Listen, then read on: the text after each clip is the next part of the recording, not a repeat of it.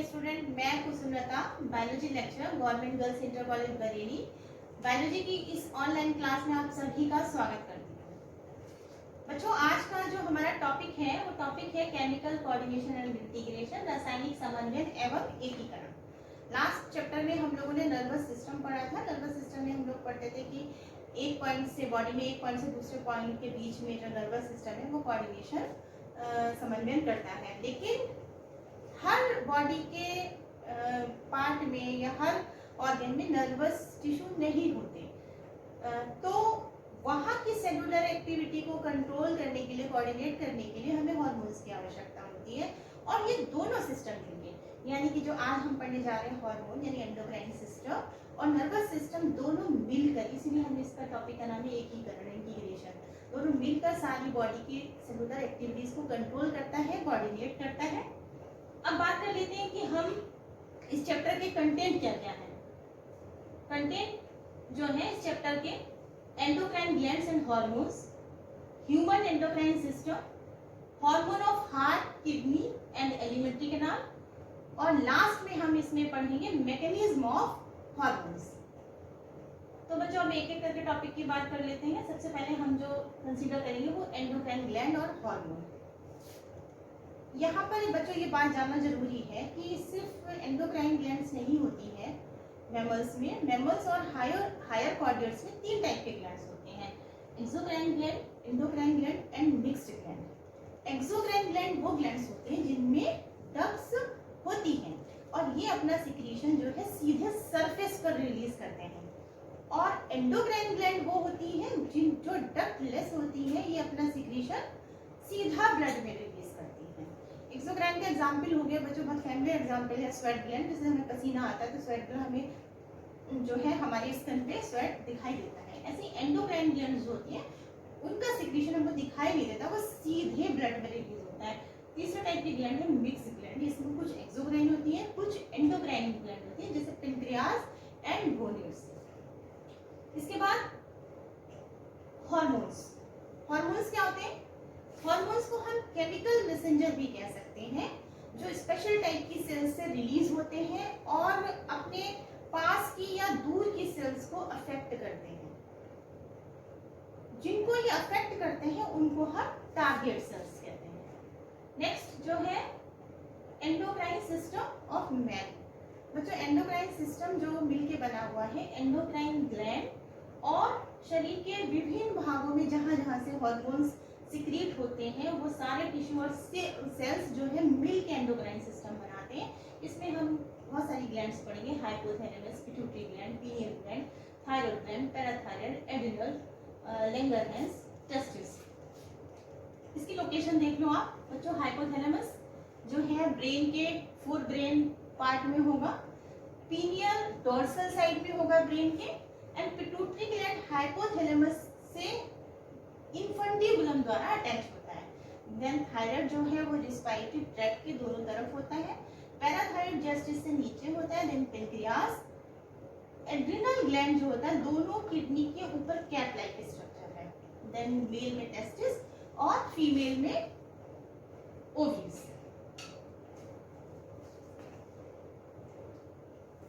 Next hypothalamus. बच्चों, अब ये हाइपोथैलेमस ग्लैंड के बारे में हम पढ़ेंगे। हाइपोथैलेमस जो है एक्चुअली में फोर ब्रेन का ही पार्ट है।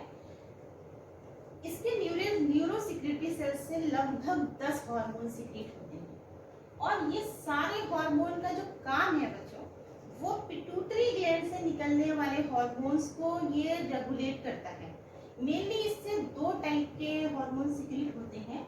वो है रिलीजिंग हार्मोन, नाम से पता चल रहा है कि ये हार्मोन्स के को रिलीज करने के लिए प्रमोट करेंगे। दूसरा है इनहिबिटिंग हार्मोन। अब हम एक एक करके पढ़ेंगे। रिलीजिंग हार्मोन्स कौन से हैं? रिलीजिंग हार्मोन है थायरोट्रोपिन रिलीजिंग फैक्टर, नाम से पता चल रहा है कि ये टीएसएच के सीक्रेशन को प्रमोट करेगा। देन है एड्रिनोकोर्टिकोस्ट्रोपिन रिलीजिंग फैक्टर, ये एसीटीएक्स हार्मोन के सीक्रेशन को प्रमोट करेगा। फिर है फॉलिकल स्टिमुलेटिंग हार्मोन, ये फॉलिकल स्टिमुलेटिंग हार्मोन के सिक्रेशन को रिलीज करेगा, प्रमोट करेगा। Then luteinizing hormone releasing factor, ये एलएच के सिक्रेशन को प्रमोट करेगा। फिर है सोमेटो तब ये जो है ग्रोथ हार्मोन को प्रमोट करेगा। इसके बाद है इनहिबिटिंग हार्मोन्स। इनहिबिटिंग हार्मोन्स जो है वो ग्रोथ हार्मोन के सिक्रीशन को रोकता है।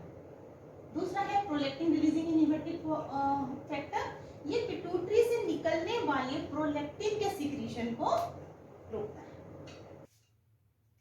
अब बच्चों नेक्स्ट ग्लैंड है पिट्यूटरी ग्लैंड। पिट्यूटरी ग्लैंड बच्चों मैंने अभी स्टार्टिंग में आपको डायग्राम में बताया था कि हाइपोथैलेमस से एक छोटे से स्टेम से जुड़ी होती है और ह्यूमन में इसका जो साइज होता है वो सिर्फ मटर के दाने के बराबर होता है, लेकिन बहुत इंपॉर्टेंट ग्लैंड है। ये जितना भी एंडोक्राइन ग्लैंड के सिक्रीशन होते हैं सभी के उसको कंट्रोल करता है, सारी एक्टिविटीज की बॉडी को ही कंट्रोल करता है, इसलिए इसको हम मास्टर ग्लैंड भी कहते हैं। इसे 3 लोब इसमें मेनली 3 लोब्स की बनी होती है, लेकिन उत्पत्ति के आधार पर जो है ओरिजिन के बेस पर ये 2 ही लोब होते हैं, anterior lobe adenohypophysis then neurohypophysis posterior lobe. अब हम इसमें एंटीरियर लोब से कौन कौन से हार्मोन सीक्रेट होते हैं, पोस्टीरियर से कौन कौन से सीक्रेट होते हैं उसको 1 बाय 1 कंसीडर करेंगे। इंटीरियर लोब से जो हार्मोन सीक्रेट होते हैं उसमें सबसे पहले है सोमेटोट्रोपिक हार्मोन, ग्रोथ हार्मोन कहते हैं इसको, यानी कि ये बॉडी की ग्रोथ को इफेक्ट करता है। अगर इसकी कमी होगी तो डॉर्फिज्म यानी कि बौनापन, और अगर अधिकता होगी तो जिजांटिज्म यानी कि शरीर जो है बहुत विशालकाय हो जाएगा।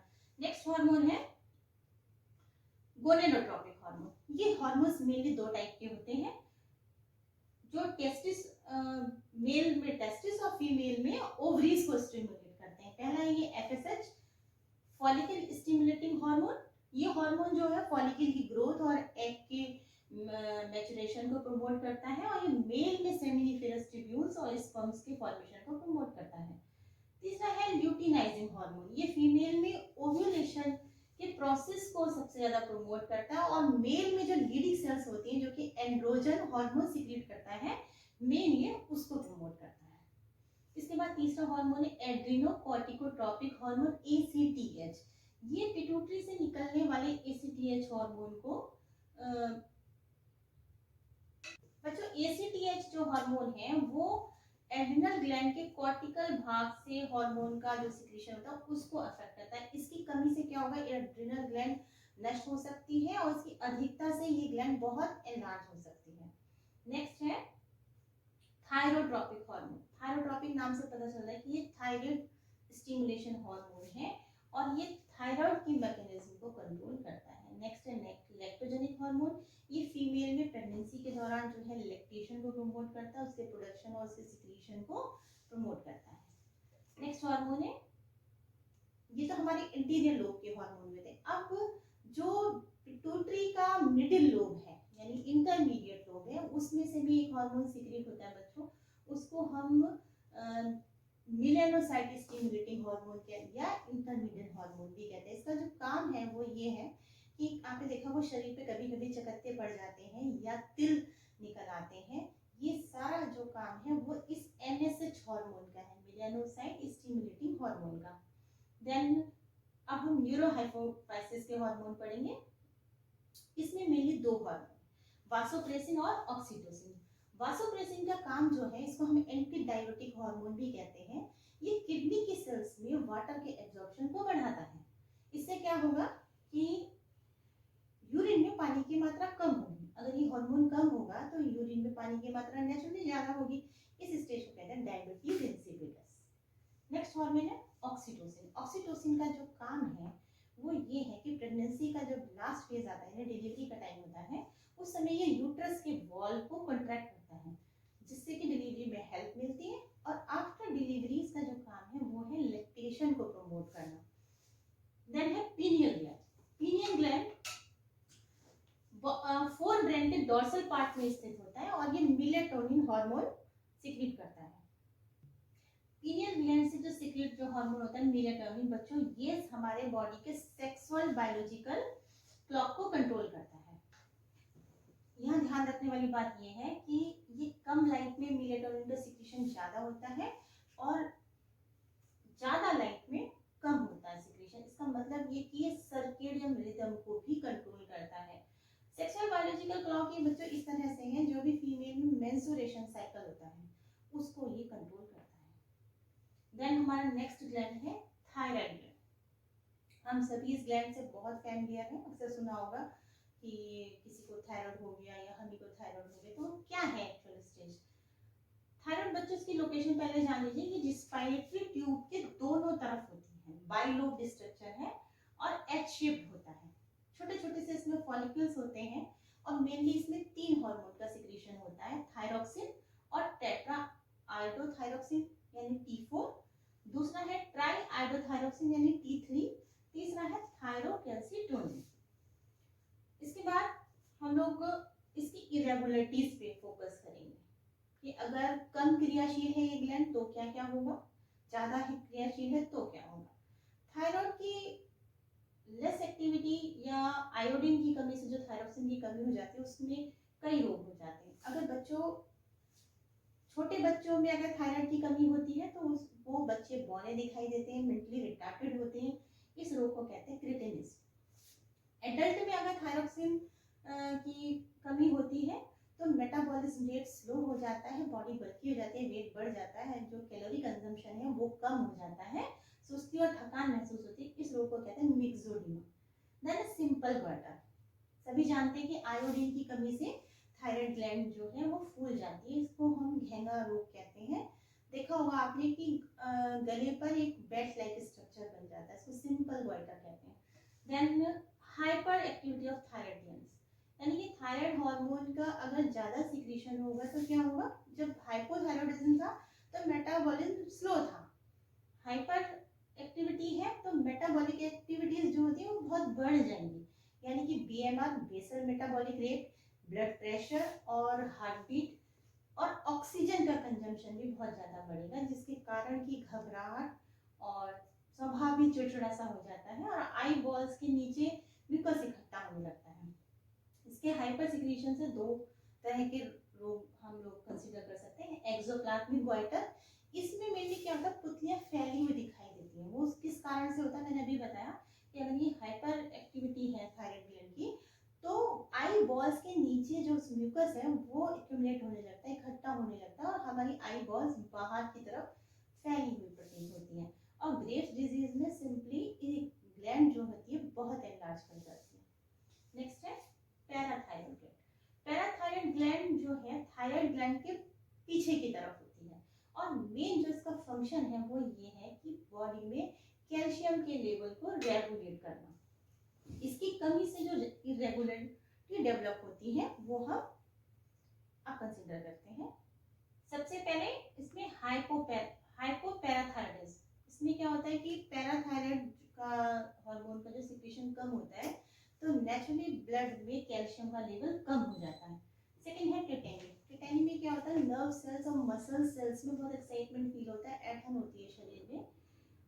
और इसमें क्या होता है कि बच्चों में ब्रेन और टीथ का डेवलपमेंट कम होता है। हाइपोकैल्शियम में भी सेम स्टेज यही है कि कैल्शियम लेवल कम होगा और टीथ और बच्चों में बोन्स का विकास थोड़ा कम होगा। किडनी स्टोन्स आपने सुना होगा कि किडनी में स्टोन्स हो गया या गॉल ब्लैडर में स्टोन्स हो गया। वो क्या होता है कि जब बॉडी में हमारे कैल्शियम आयन की अधिकता हो जाती है तो उनका डिपोजिशन या तो गॉल ब्लैडर में हो जाता है या किडनी में हो जाता है। उसी स्टेज को हम कहते हैं कि जो है हमारी बॉडी में स्टोन्स हो गए। नेक्स्ट है थाइमस ग्लैंड। थाइमस ग्लैंड बच्चों ट्रैकिया के इधर उधर हार्ट के जस्ट आगे स्थित होता है। इसमें इस ग्लैंड का जो मेन फंक्शन है वो मेटाबॉलिक एक्टिविटीज में जो है बाधा पैदा होती है। इस ग्लैंड के अगर जरा भी इरेगुलरिटी है, इस ग्लैंड से उत्पन्न जो हार्मोन होता है उसे हम थाइमोसिन कहते हैं। इसका मेन फंक्शन है इम्यूनिटी में मदद करना। नेक्स्ट ग्लैंड एड्रिनल ग्लैंड और इमरजेंसी ग्लैंड। एड्रिनल ग्लैंड बच्चों मैंने भी पिछले डायग्राम में भी बताया था कि किडनी के ऊपर कैप लाइक स्ट्रक्चर होता है दोनों किडनी के ऊपर, और इसके जो बाहरी भाग को हम कॉर्टेक्स और सेंट्रल पार्ट को हम मेडुला कहते हैं।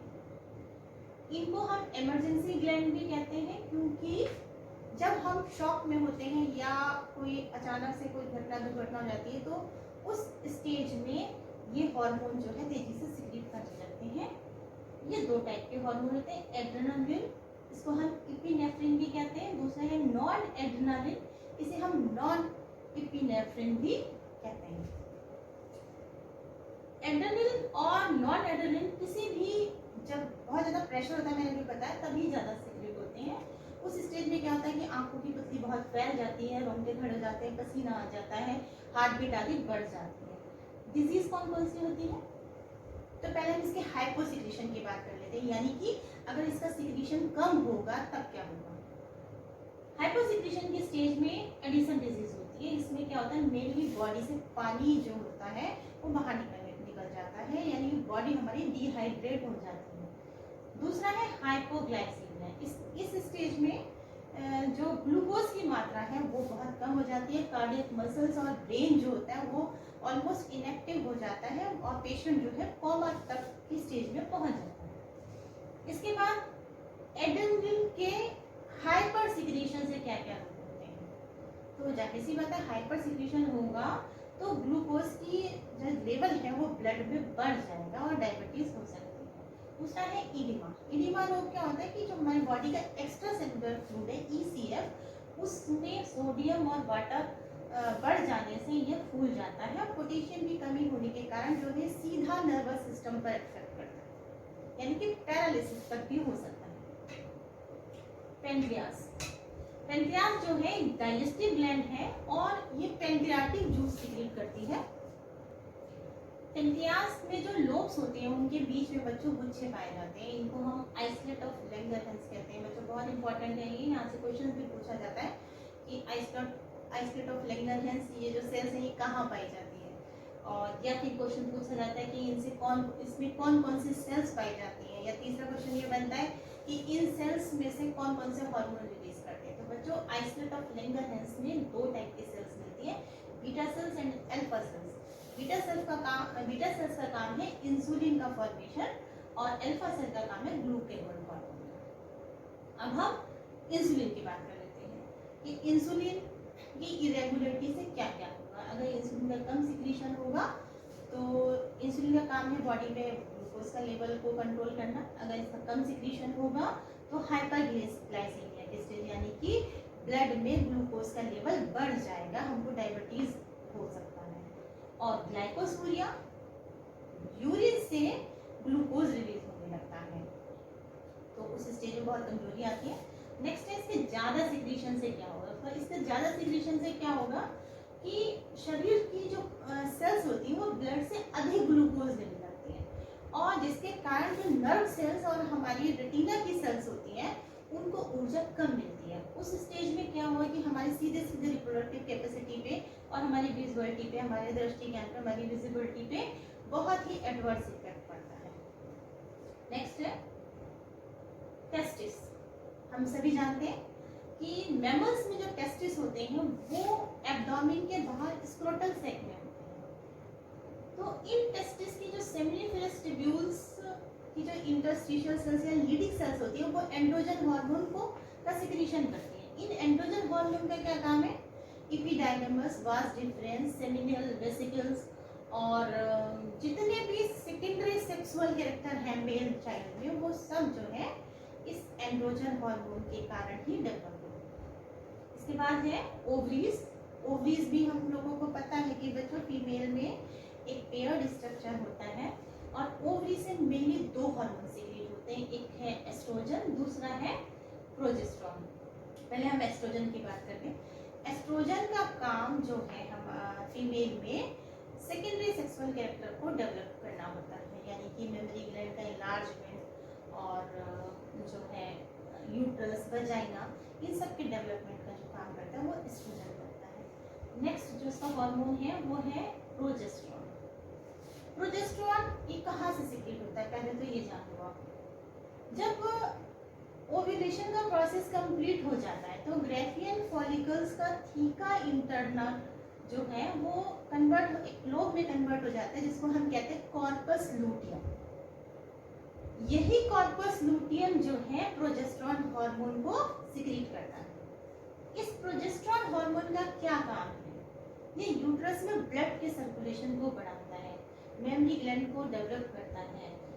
इनफैक्ट ये प्रेगनेंसी के समय जितने भी चेंजेस होते हैं उन सभी को ये हार्मोन कंट्रोल करता है, इसीलिए बच्चों हम इसको प्रेगनेंसी हार्मोन भी कहते हैं। तो प्रोजेस्टेरोन बहुत ध्यान रखने वाला हार्मोन है। नेक्स्ट है, अभी तक हमने बात करी एंडोक्राइन ग्लैंड्स की, hypothalamus, pituitary, adrenal, thymus, pineal, testis, ovaries. मैंने शुरू में बताया था कि कुछ ऑर्गन भी हार्मोन सिक्रीट करते हैं, उसमें से हार्ट है, किडनी है और हमारा एलिमेंट्री कैनाल है। ये वो पूरा गैस्ट्रोइंटेस्टाइनल पाथ है जिसके अलग अलग एरिया से हार्मोन सिक्रीट होता है। तो सबसे पहले हम बात कर लेते हैं हार्ट से बच्चों एट्रियल नाइट्री यूरेटिक फैक्टर यानी ANF फैक्टर रिलीज होता है। बहुत ही इंपॉर्टेंट है, ये बहुत ही इंपॉर्टेंट पॉलीपेप्टाइड हार्मोन है जो हार्ट की मसल से सिक्रीट होता है। और मेनली इसका जो काम है, बहुत ही इंपॉर्टेंट काम है, बॉडी में सोडियम, वाटर और पोटेशियम की होमोस्टासिस को मेंटेन करने का। ब्लड प्रेशर भी इसी से रेगुलेट होता है। जितनी भी हार्ट संबंधी जो भी समस्याएं होती हैं वो इसी फैक्टर्स के इरेगुलरिटी से ही होती है। नेक्स्ट है किडनी जो है इरिथ्रोपोइटिन हार्मोन सिक्रीट करता है। इरिथ्रोपोइटिन का जो फंक्शन है बहुत इंपॉर्टेंट है। हमें पता है कि जो RBC का फॉर्मेशन हमारे बोन मैरो से होता है वो यही हार्मोन जो है कंट्रोल करता है। यानी कि बिल्कुल डायरेक्टली आप इसको ऐसे समझ सकते हो कि अगर इरिथ्रोपोइटिन या हमारी किडनी में कहीं कोई समस्या है तो ये हार्मोन रिलीज नहीं होगा, तो RBC का फॉर्मेशन नहीं होगा। RBC का फॉर्मेशन नहीं होगा तो हमारे सारी क्रियाओं में बाधा पैदा होगी। नेक्स्ट है इंटेस्टाइनल एलिमेंट्री कैनाल के जो हार्मोन है गैस्ट्रिन कहाँ से सिक्रेट होता है? ये स्टमक से सिक्रेट होता है और गैस्ट्रिक जूस के सिक्रेशन को प्रमोट करता है। HCl के सिक्रेशन को भी प्रमोट करता है जो कि फूड का ब्रेकेज जिसके कारण होता है। दूसरा हार्मोन है सिक्रेटिन। ये इंटेस्टाइन के मैंने आपको पता ही होगा कि ड्यूडेनम और जेजुनम पार्ट होते हैं इंटेस्टाइन के, ये वहाँ से सिक्रेट होता है। और स्टमक से जो HCl का सिक्रेशन एक्सेस सिक्रेशन होता है ये उसको कम करता है और इंटेस्टाइन में पेरिस्टाल्टिक मूवमेंट को भी कम करता है। तीसरा हार्मोन है इसका कोलिसिस्टोकाइनिन पेनक्रियोजेनिन। यह जो इस हार्मोन का जो काम है वो है गॉल ब्लैडर से बाइल के सिक्रेशन को मोटिवेट करना। तो पता ही आप सबको कि जो फैट का डाइजेशन होता है वो हमारे गॉल ब्लैडर से जो बाइल निकलता है उसी से ही होता है। तो वो सारा डिस्टर्ब हो जाएगा अगर इस हार्मोन में कहीं कोई इरेगुलरिटी हो। ये आमाशय से जितना भी स्टमक से जितना सेमी लिक्विड फ्लूइड होता है उसको भी ड्यूडेनम में जाते समय कम करता है। अब हम सबसे लास्ट में पढ़ेंगे कि हार्मोन का मैकेनिज्म क्या है। मैकेनिज्म में बच्चों क्या होता है, मैंने शुरू में आपको बताया कि हार्मोन जो होते हैं एक स्पेशल सेल के लिए ही स्पेसिफिक होते हैं, यानी कि जो उनके टारगेट सेल्स होती हैं वो पर्टिकुलर होती हैं। तो क्या होता है कि हार्मोन हम रिसेप्टर सेल का जो प्रोटीन से मिलकर एक मिक्सचर बनाता है। अगर रिसेप्टर सेल कोई ऐसा है जिसमें मेम्ब्रेन है, मान लीजिए हम यहाँ बात करें FSH की, तो ये ओवरी के ऊपर एक सेल मेम्ब्रेन होती है। तो जो रिएक्शन होगा अगर सेल मेम्ब्रेन है रिसेप्टर में तो सेकेंडरी मैसेंजर की भी उत्पत्ति होगी। उसके बाद बायोकेमिकल रिएक्शन होगी, तब कहीं जो है उस हार्मोन का इफेक्ट उस टारगेट सेल्स पे पड़ेगा। हम इस समय बात कर रहे हैं ओवरी की, तो यानी ओवरी जो ओवम का जो डेवलपमेंट है वो तब जाके होगा। यानी कि इसमें अगर कहीं मेम्ब्रेन है हमारा किसी टारगेट सेल्स में तो सेकेंडरी मैसेंजर भी डेवलप होगा, देन बायोकेमिकल रिएक्शन होगा, तब उस और पर्टिकुलर उस टारगेट सेल पे वो हार्मोन इफेक्ट करेगा। ये तो हुई हमारी मैकेनिज्म। अब बच्चों चैप्टर आपका कंप्लीट है ये। अब हम बात कर लेते हैं कि हमने आज पूरा चैप्टर में क्या क्या पढ़ा, एक रिव्यू देख लेते हैं। तो बच्चों रिव्यू में क्या था कि हमने चैप्टर जो पढ़ा उसके टॉपिक्स पढ़े हमने, endocrine glands, hormones, human endocrine system, hormones of heart, kidney, alimentary canal और मैकेनिज्म हार्मोन जो लास्ट पढ़ा हमने। ये तो हमारे कंटेंट्स थे। उसके बाद हमने जो पढ़ा वो एंडोक्राइन ग्लैंड्स पढ़ा और हार्मोन्स क्या होते हैं ये पढ़ा। एंडोक्राइन ग्लैंड्स में जो हमने डिटेल पढ़ा वो हमने पढ़ा exocrine gland, endocrine gland, hormones क्या होता है ये मैं बता चुकी हूँ। एंडोक्राइन सिस्टम में हमने सारे ग्लैंड्स, उसके बाद हमने जो डिटेल स्टडी करी वो हाइपोथैलेमस, इसके बाद हाइपोथैलेमस से कौन कौन से हार्मोन सिक्रीट होते हैं ये देखा। उसमें इनहिबिटिंग हार्मोन था, रिलीजिंग हार्मोन था, पिट्यूटरी ग्लैंड जो हमने मास्टर ग्लैंड उसके बारे में पढ़ा कि दो उसमें लोग होते हैं, कौन कौन से हार्मोन्स होते हैं। इसके बाद पिट्यूटरी ग्लैंड से निकलने वाले सारे हार्मोन्स के बारे में डिटेल स्टडी पढ़ी।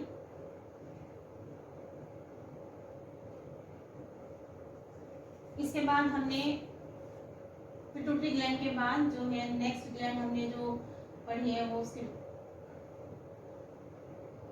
पीनियल ग्लैंड,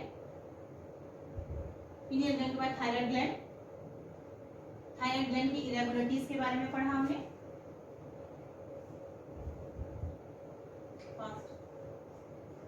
फिर पैराथायराइड ग्लैंड, इसकी इरेगुलरिटीज के बारे में पढ़ा। फिर thymus gland, then adrenal gland, emergency gland, इसके हार्मोन्स के विषय में हमने पढ़ा। उसके बाद इनके हाइपो या हाइपर सिक्रीशन से क्या क्या रोग हुए वो पढ़ा। देन हमने पेनक्रियास, इंसुलिन से होने वाली इरेगुलरिटीज, इसके बाद हमने टेस्टिस से कौन सा हार्मोन सीक्रेट होता है, देन ओवरीज से कौन सा हार्मोन सीक्रेट होता है। इसके बाद हमने अलग अलग ऑर्गन, हार्ट, किडनी या एलिमेंट्री कैनाल से कौन कौन से हार्मोन सीक्रेट हुए उनके विषय में पढ़ा। देन हमने हार्मोन की मैकेनिज्म को पढ़ा। तो बच्चों ये आपका पूरा चैप्टर कंप्लीट होता है। आपके 11th क्लास में का ये लास्ट चैप्टर है। क्वेश्चंस जो आपको एग्जामिनेशन में मिलते हैं वो इस तरह से मिलेंगे इसमें कि हर ग्लैंड का लोकेशन आपको पता होना चाहिए, उस ग्लैंड से निकलने वाले हार्मोन का टारगेट सेल्स पता होना चाहिए किसको अफेक्ट करेगा और किस ग्लैंड से कौन सा हार्मोन सीक्रेट हो रहा है। तो क्वेश्चंस आपको 2 नंबर का भी मिल सकता है, इसमें 3 नंबर का भी मिल सकता है। ओवरऑल पेपर में 5-6 नंबर का जो क्वेश्चंस होते हैं वो इसी चैप्टर से होते हैं। इसमें आपको मेनली पिट्यूटरी ग्लैंड पर फोकस करना है। पिट्यूटरी ग्लैंड से कौन कौन से हार्मोन सीक्रेट हो रहे हैं सबसे ज़्यादा इम्पोर्टेंट है, क्योंकि मास्टर ग्लैंड है। तो ये तो आपका जो क्वेश्चन आपका किस तरह से फॉर्म होगा ये मैं आपको वो बता रही हूँ। एग्जामिनेशन में आपको कई बार मैच भी करा देते हैं कि ये हार्मोन कौन सा हार्मोन किस ग्लैंड से सीक्रेट हो रहा है। मेनली फिर मैं आपको रिपीट कर रही हूँ कि आपको पिट्यूटरी ग्लैंड पे बहुत फोकस करना है। और दूसरा इसमें बच्चों आपको पिट्यूटरी के अलावा जो मेन इसमें फोकस करने का जोन है वो है आपका पेनक्रियास। क्वेश्चन अक्सर पूछा जाता है पेनक्रियास का, जो आइसलेट ऑफ लैंगरहैंस मैंने बीच में भी बताया था, तो उससे निकलने वाला हार्मोन और उससे रिलेटेड जो डिजीज है आइसलेट ऑफ लैंगरहैंस का क्वेश्चन बार बार रिपीट होता है। तो बच्चों ये तो हमारे यहाँ पूरा चैप्टर की बात हो गई। चैप्टर आपका फिनिश है। कोई क्वेरी हो तो मुझसे आप पूछ सकते हैं। And thank you so much.